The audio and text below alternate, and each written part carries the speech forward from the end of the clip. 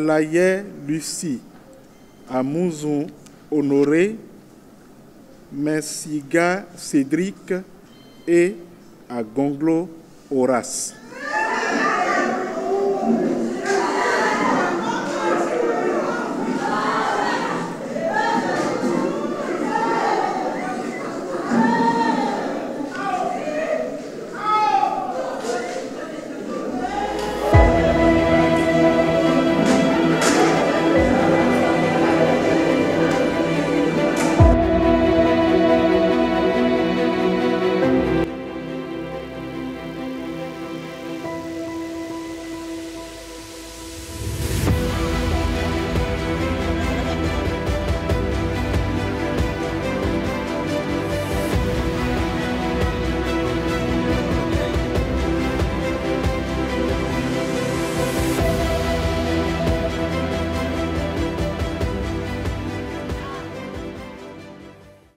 Sous le parc hier, le bus est sorti vers 12h30 qui allait vers Cotonou, Parakou vers Cotonou.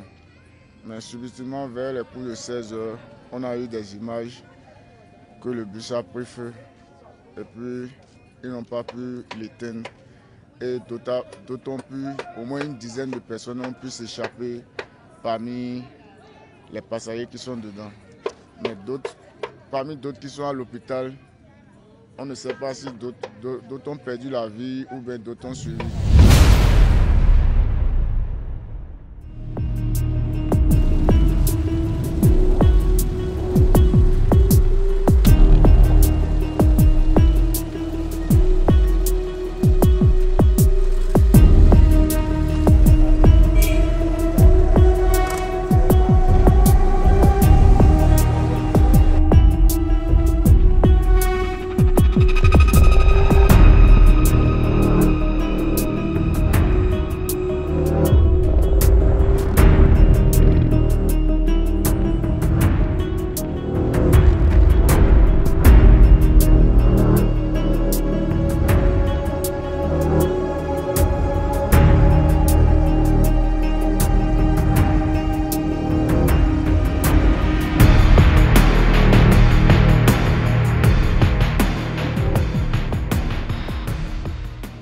Non, il m'a pas dit qu'il venait.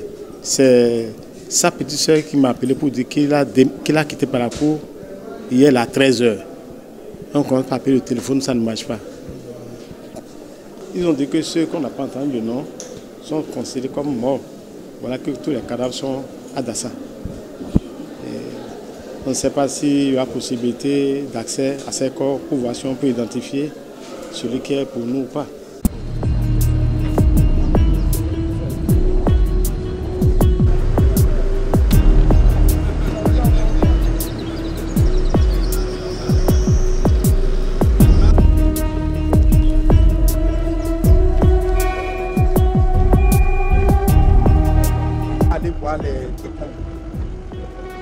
Mais tout ce qu'il fallait faire, on l'a fait. Je pense qu'on aura le temps d'appliquer.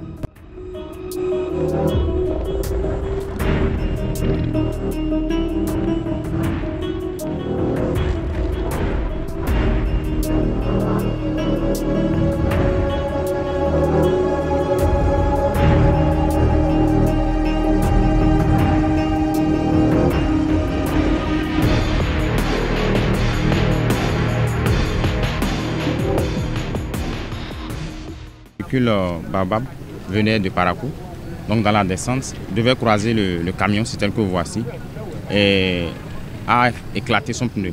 Donc c'est certainement, bon, pour maîtriser le véhicule dans la descente, certainement il y a un excès de vitesse. Donc c'est au cours du freinage que le pneu côté chauffeur s'est éclaté. Donc il a heurté le camion qui venait en sens inverse. Donc le camion en se renversant, la jante du camion a heurté l'un des réservoirs. Donc c'est comme ça, sous la collision, ça a pris feu. Et puisque le bus Baobab était un bus climatisé, donc c'était très difficile de sortir tout de suite. Donc l'embrasement a pris de l'avant, parce que le choc était frontal. Donc l'embrasement a pris de l'avant, donc et on a pu sauver, ils ont pu sauver ceux qui sont à côté, on pu sauver quelques-uns qui étaient derrière. On a difficilement accueilli la nouvelle parce que, à fait d'accident, on dit souvent que c'est l'œuvre de Dieu. Bon, et quand ça arrive, on ne peut rien. Souvent, en langue musulmane, on dit Dieu donne, Dieu reprend.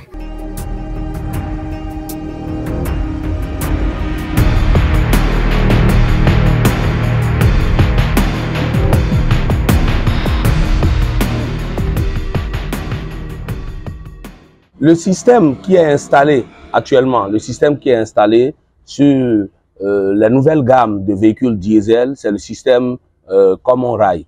Le système Common Rail, qu'est-ce qu'on entend par là? Le diesel, l'injection à rampe commune.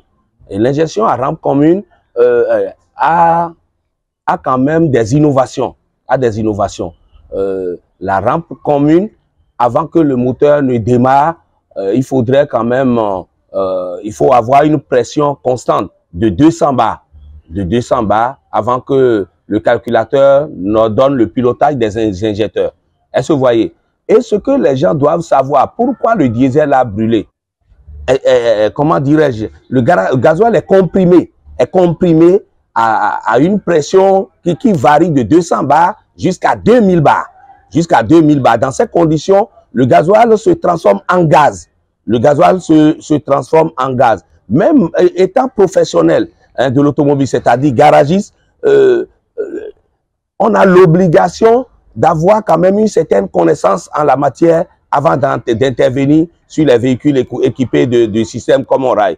Il y a quand même des interdictions. Quand vous prenez les tuyaux d'injection, comme on démontre n'importe comment sur les autres véhicules, sur les injections classiques, sur les moteurs Common Rail, il n'est pas recommandé de démonter ces tuyaux-là n'importe comment. Donc, je reviens à votre question pour vous dire, si nous voulions, sur le plan technique, donner quand même notre opinion par rapport à ce qui pourrait être à l'origine de cet accident, s'il y a eu des interventions mécaniques faites sur la tuyauterie de ces injecteurs-là, si on avait démonté ces injecteurs, et que bon, il y a de légères fuites de gasoil, lorsque sous forte pression, le moteur a roulé et c'est déjà chaud. Et sous l'effet du choc même, s'il y a un injecteur un tuyau qui est cassé, la probabilité pour qu'il y ait fuite de gasoil est très forte. Et je vous ai dit, entre-temps, que le gasoil se transforme en gaz. Lorsque le gasoil se transforme en gaz et s'échappe sur les pots d'échappement qui sont déjà surchauffés, vous voyez que le véhicule peut prendre feu. Le véhicule prend feu. Et le gasoil qui est comprimé à près de 2000 bars dans le système et qui s'est transformé en gaz, c'est ça qui fait que l'incendie prend cette ampleur.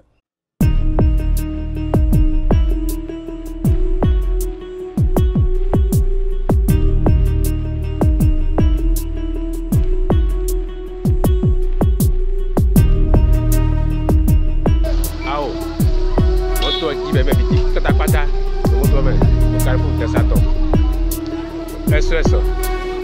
Dentro millones de venas. Ele me repousse né.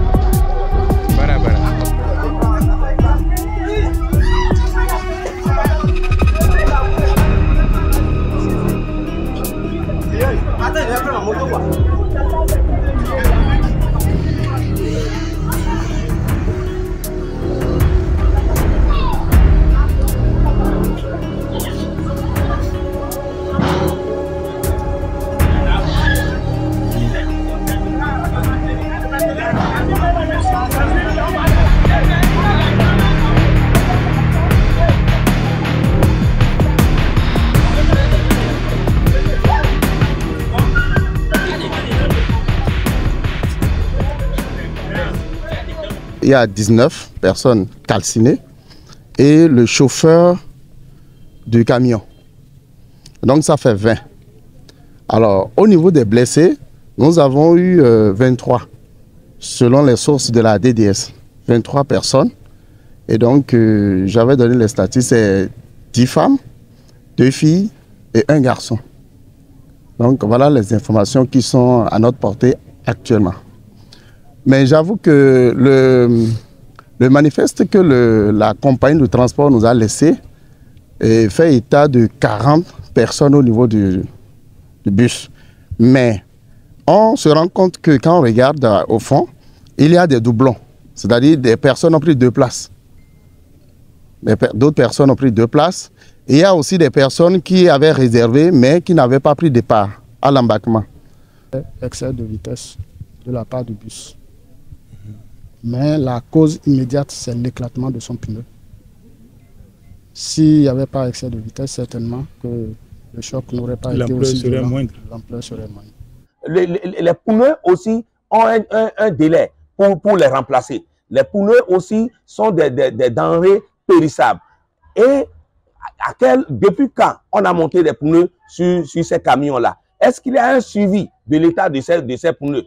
Quand vous voyez, vous prenez les moyens de navigation comme les avions, à chaque atterrissage, il y a toujours des mécaniciens sur sol qui contrôlent déjà l'état d'un certain nombre avant un autre vol de l'avion. Est-ce que le véhicule, le bus qui a quitté Parakou pour Cotonou, est-ce qu'on a pris le soin de contrôler l'état des pneus? On dit, bon, ça n'a qu'à aller à Cotonou, on va contrôler, on va réparer à Cotonou. Mais s'il n'y a pas eu de précautions préventives, parce que le constructeur automobile a prévu 2 types de maintenance pour un véhicule, pour un camion. Il faut la maintenance préventive et la maintenance curative. Mais dans nos habitudes, en Afrique, les gens négligent la maintenance préventive et ne s'accordent qu'à la maintenance curative. C'est-à-dire quoi? C'est quand le véhicule est en panne qu'il faut l'amener au garage. Ce sont les conséquences.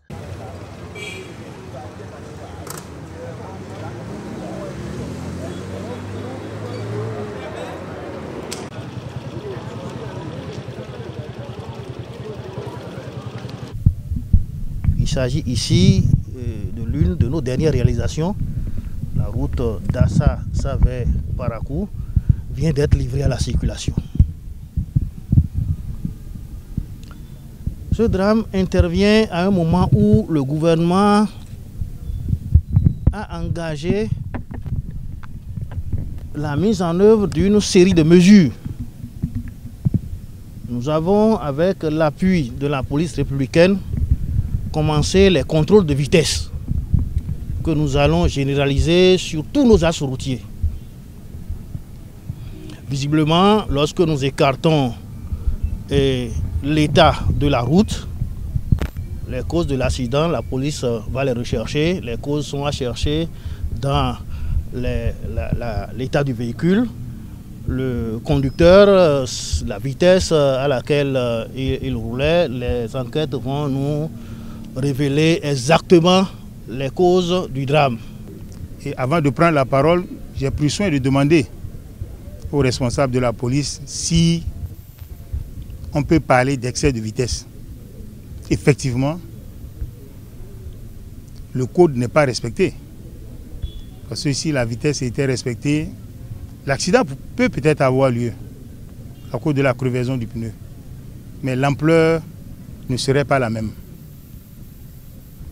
C'est vous dire que nous irons encore plus loin par rapport aux initiatives qui ont été prises, qui sont en train d'être prises par le gouvernement.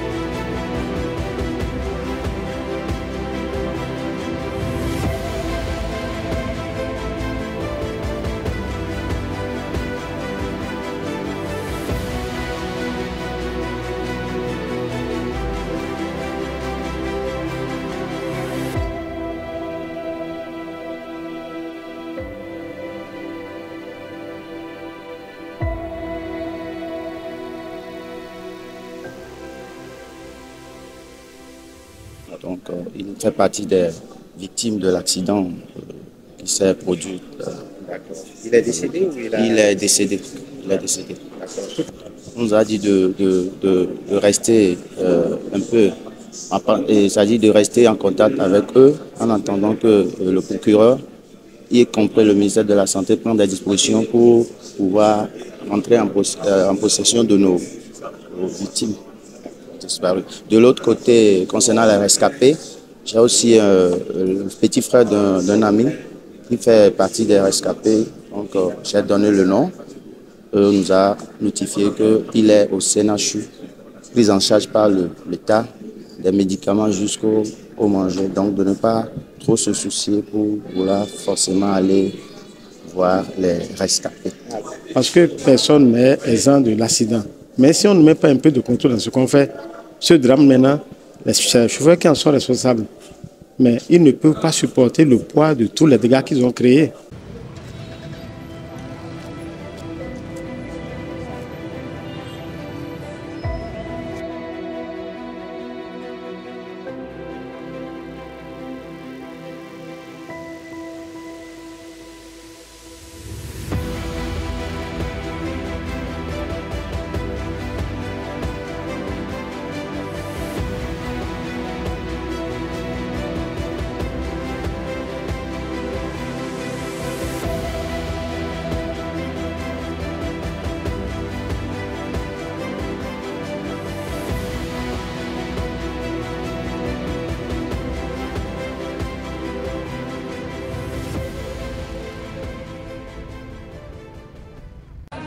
Vraiment, c'est vraiment déplorable. Vraiment, on est en deuil. Même si c'est pas Baobab, comme c'est une compagnie de bus, c'est tout le monde qui est en deuil. Sincèrement. Vous connaissez le conducteur. Est-ce que vous redoutez sa qualité peut-être de conduite? Oui, je connais le conducteur. C'est quelqu'un qui ne parle même pas. Un gars calme. Et c'est pas sa première compagnie qu'il a travaillé. C'est ce matin même que je suis en train d'apprendre qu'il est aussi mort. Ce matin, quand vous êtes rendu sur le parc, comment vous avez retrouvé l'ensemble des personnes qui étaient sur le parc? Est-ce que c'est l'ambiance habituelle? L'ambiance, vraiment, il n'y est pas.